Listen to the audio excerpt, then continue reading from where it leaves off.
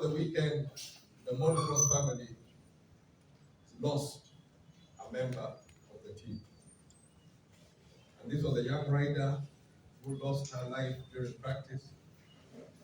And I was hoping to be able to honor her on the floor of Parliament today, but Parliament has been postponed for another week. But we lost a young rider of just 9 years old. The sport which we do is a high-risk sport. And there's risks. In this particular case, this young Uganda, who had proudly represented Uganda at different stages, it cost her life. As a rider, every time you're on the road, you know there's a risk. And therefore, I honor those who bear the risk but still rise up to meet the challenges. In this instant,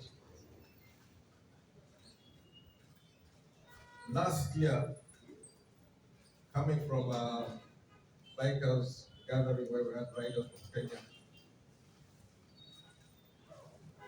it came to a point where your mortality is questioned. And every rider knows every now and then you're going to have to meet or have a stare maybe with the Green Reaper. But this particular instance, I had a long stare down with the Green Reaper.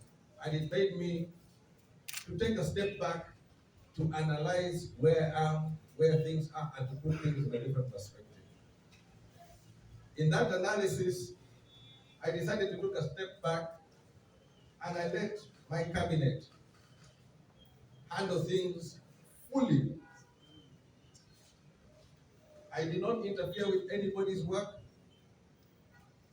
I gave them all the authority to do all they're supposed to do. I thank them for what they did, but the areas where I'm also disappointed.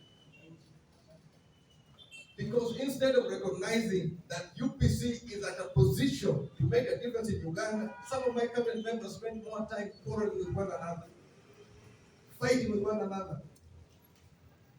We are trying to deliver a message of hope for Ugandans, but we have too much time to quarrel with one another. Honestly, do we know where we are, what we're doing?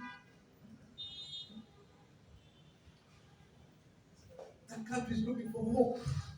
The country is looking for direction. UPC, some of our leaders want to tear ourselves apart. That's not what we're supposed to do. We're here for this election to give direction, to give hope, to bring change.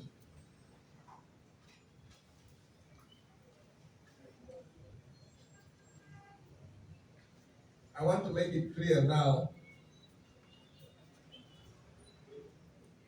in view of what is taking place and the threat to the future of UPC, I am not in the back seat.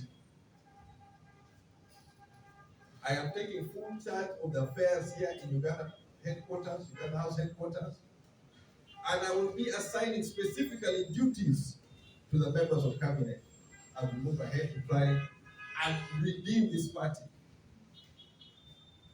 In part of the preparation, I have had a conversation with my Secretary General, and we have agreed to part ways or to move in different directions as we head towards the 2026 election. In the same vein, under the authority of the Constitution of UPC, I appointed the members of the Party Electoral Commission. The Party Electoral Commission processes candidates for members of parliament, district chairpersons, councillors, and below. Note, from members of parliament, district chairpersons, and below. That is the role of the Party Electoral Commission appointed by myself.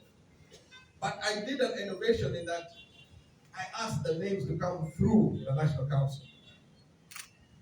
After those names came through the National Council, I appointed those members of the National Council, including its chair, Haji Kezibraili.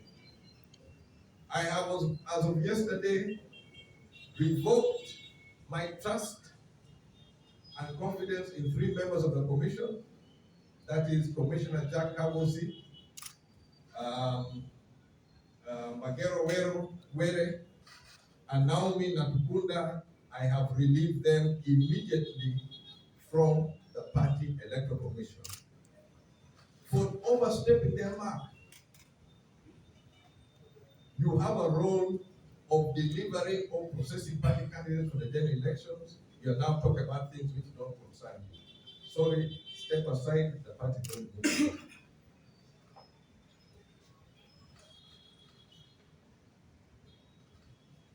This one now,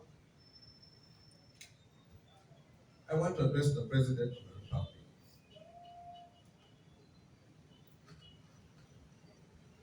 "2026, I have been prepared to give an honest account of the history, developmental history of Uganda, the role of Milton Obote and UPC in this development, honestly, clearly, and concisely. But the games and the hurdles which are being put, law firms closely associated with the presidency or family of the presidency, playing games and manipulating court processes, please, Mr. President, let the people of Uganda have an honest conversation. And as a taste of what is to come, recently I saw on the Twitter handle of the permanent secretary for the Ministry of Health a clip from the Uganda Broadcasting Corporation, and I'm glad they're here.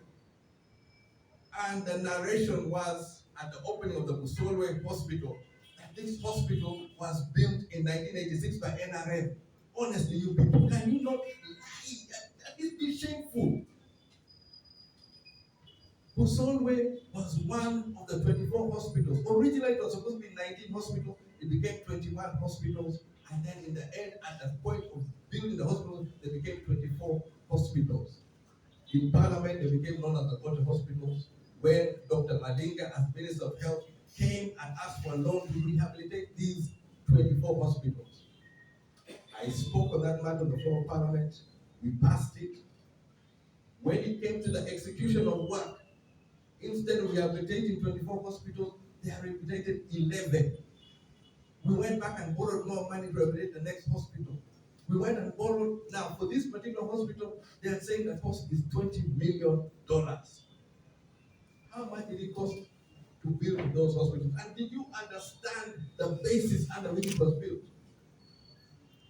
I look at 2026 as a competition. We're going to be competing. But we're not in the same race. The race I am in as Jimmy Akenna is built up, laid in the foundation which was done by our forefathers. They envisaged back in 1966 that they're going to expand the hospital beds available per capita by 78%.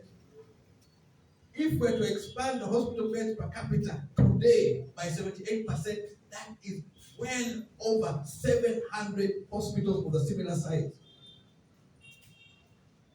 So while you are failing to rehabilitate 24 hospitals built in the 60s, the target, if you say you want to compete with Milton Obote with the tools available to you today, is that you must build 700 hospitals, and that is the challenge which Jimmy Akenna is ready for come 2026 and ahead. The data is there, the history is there. But one thing which this government has failed to understand is that everything begins with the people. When they built the hospital, they started with a human element, building a human resource. And the policy was the best brains for the jobs to serve the people of Uganda, irrespective of their political parties, irrespective of what they do. I am proud to be here in a Team Uganda jersey because for me, Uganda is everything. And we do work for Uganda irrespective, we don't care. These hospitals have been treating Uganda for the last 50 years. You can't even really take them. You can't even do it fairly. And you can't even be honest and give credit where credit is due. That is the campaign I want for 2026. Campaign on issues. Can I present a bankable, feasible program which can actually provide health services to the people of Uganda? I've just used Busolo Hospital as one example. But I am ready to have the honest conversation as to where Uganda is supposed to go in 2026. So the hurdle is stop Akenna. You know, the two-term limit was introduced in America after the presidency of Franklin Roosevelt, who served 4 terms. And the fear in America is that when a government is there for long, they have the ability to appoint all key officers, especially the judiciary. The fight in the US is always about the judiciary. In Uganda, we know that the Chief Justice is due to resign or maybe due to retire because of his age.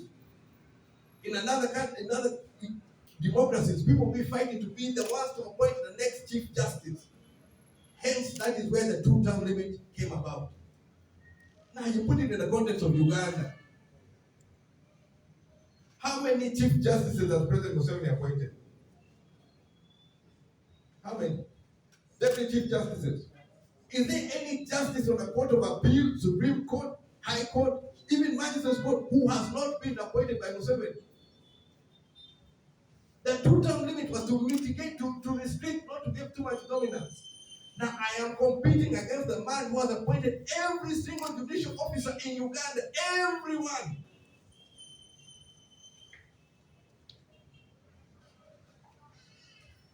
Yet, on a national level, 2005, the two terms was removed. Two terms was removed.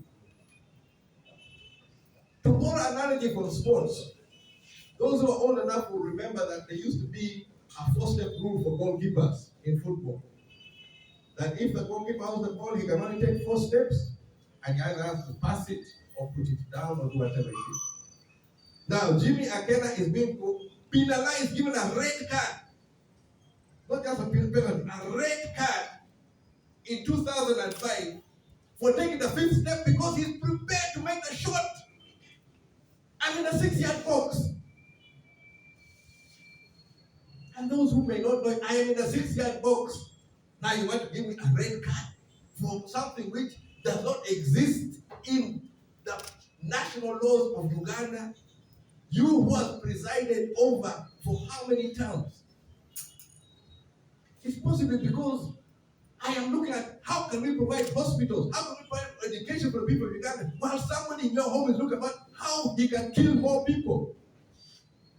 He has been tweeting. I want to not kill. I don't want to kill anybody. I want people to have life. I want Ugandans to have life. So, Mr. President, please, let's have a fair contest. Let's have an honest, fair contest. Let the people of Uganda decide. Let them hear what we have to say. These games, through an EC, through all these tricks, let's put them aside. I am now preparing to meet the delegates, the owners of the Uganda People's Congress. We're going to discuss and find a way forward for what a judicial officer has tried to do to harm UPC. But the dream will not die. The dream cannot die. And I don't like this issue of judicial officers hiding behind this issue of judicial review, where we don't look at the merits, we don't look at them. But the chaos which you cause in institutions after you do what you do. There's a train of thought in the Commonwealth, especially Australia and New Zealand, who have a lot of disdain for judicial review in organizations that are alive and have members. It doesn't cater for their needs. But fortunately, I have the power and I have called the delegates conference. I am asking through the president that all institutions let the UPC organize themselves. We are going to meet in the 2026 election, and this is going to be a policy debate. I thank you all for coming. Thank you. The letters will be circulated by my team later on. There are matters, of course, with the Party Electoral Commission will also have to communicate. So I'm ready to take any questions. No questions? Yes. Question. My name is Daniel Kibet from NTV. You said you've dismissed the three commissioners for overstepping their mandate. But if you can, please give us the specifics. What is it that they have done specifically? And then the other question is, just wanted to be clear from the explanation that you've made. Are you trying to insinuate that President Museveni is behind the court's ruling against you to contest for that term?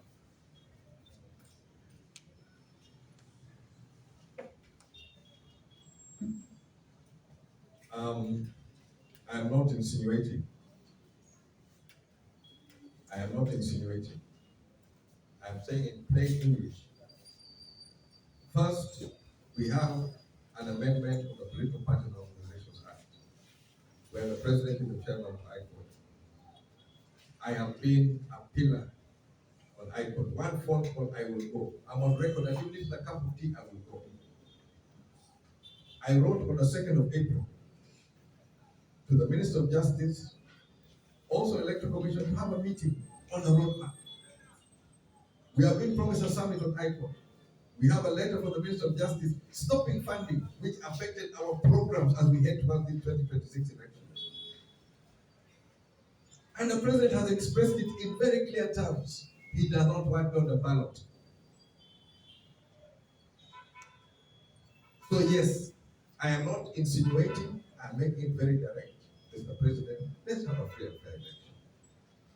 I don't have guns, I don't have what, I only have ideas. I have history and performance, which has been demonstrated. That's all I bring to the race. The knowledge, the history. And please, let's just have a honest conversation as Uganda. Win or lose, I'm Team Uganda. That's what it's about. That's what competition is about. In sports, we do competition. We go agree on the rules. You don't enforce an outdated rule and say, now you're going to enforce this one totally. For what? What are you saving? So, yes, I'm not insinuating. I'm making it perfectly clear. I am contesting against President Yoweri Kaguta Museveni, and I do not appreciate some of what is happening, which is in his direct control. So it is clear, definitely, I'm not insinuating. What was the second part of your question? Just clarity. What commissioners did? Commissioners, yes. Allow me a second here.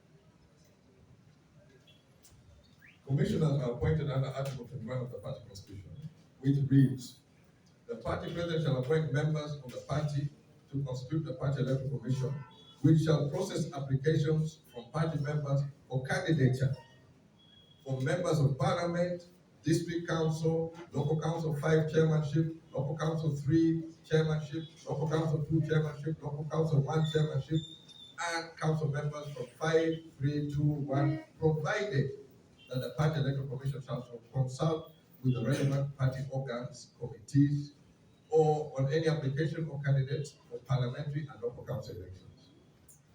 Their role, you are to process candidates for parliament, local government 5, right? That is their role. Why are you talking about the president? Who appointed you to process the president? Constitution didn't appoint you. Now, communication between institutions, communication between the Uganda People's Congress and the Independent Electoral Commission of Jamukama, headed by Jamukama, is in writing through designated officers. And that's why I'm raising my issue. I wrote on 2nd April. Right? Now, somebody who is not even involved is writing letters against this institution. I'm heading an institution. The best I can do, and which I plan to do, is that you say, no, you don't want Akenna to run. Okay, I am taking this institution back to its owners, which is the delegates conference. Now you're going to hear people screaming, no, they're going to even, you find those trying to block the delegates conference. Why don't you want to speak to the owners of the party? I want to speak to the people of Uganda about the future of Uganda. That's all I'm asking for. I'm not asking for special favors. I want to speak to the people of Uganda about their future, about our country, my country. I'm not begging you. I'm not. This is my right. The people of Uganda will have an opportunity to decide. And when they decide, that's the decision is final. All of us who are in politics should be for the interest of the people of Uganda. Now, if UPC comes with a great idea, I'll support it. If NRM comes with a great idea, I'll support it. If it works for the people of Uganda. Now, this is the time where we're marketing ideas. This is the time where we're sharing dreams, visions of where Uganda should be, where Uganda could be. You want to put hand on Jimmy Akenna? On a law which in Uganda does not have 2005, it was removed for the president to stand. The next one, we remove the age limit for the president to stand. But in UPC, no! Akenna must not be there. I've told these people, Akenna is coming. What you're going to manage to do, if you even succeed, but I'm not going to let you succeed, you're only going to be able to strip my uniform. You're only going to be able to strip my uniform. You're not going to remove my passion. You're not going to remove my ideals. You're not going to remove the ideas which I am going to market. I am going to bombard this country with positive ideas of where Uganda can be. I will do it. Whatever road you tie, I am going to move ahead, and Ugandans are going to hear that there is a possibility, there's a dream, there's a chance where Uganda can actually work for the people of Uganda, not for a small clique. That's the truth which is going to happen. You may try to block it, you may try to do whatever, it is not going to be blocked. This is an idea. This idea cannot be buried in the ground, cannot be buried in a grave, cannot be locked in jail. It cannot. It's an idea which time has come that the people of Uganda deserve better, and they're going to get better. I say all this for God and my country. So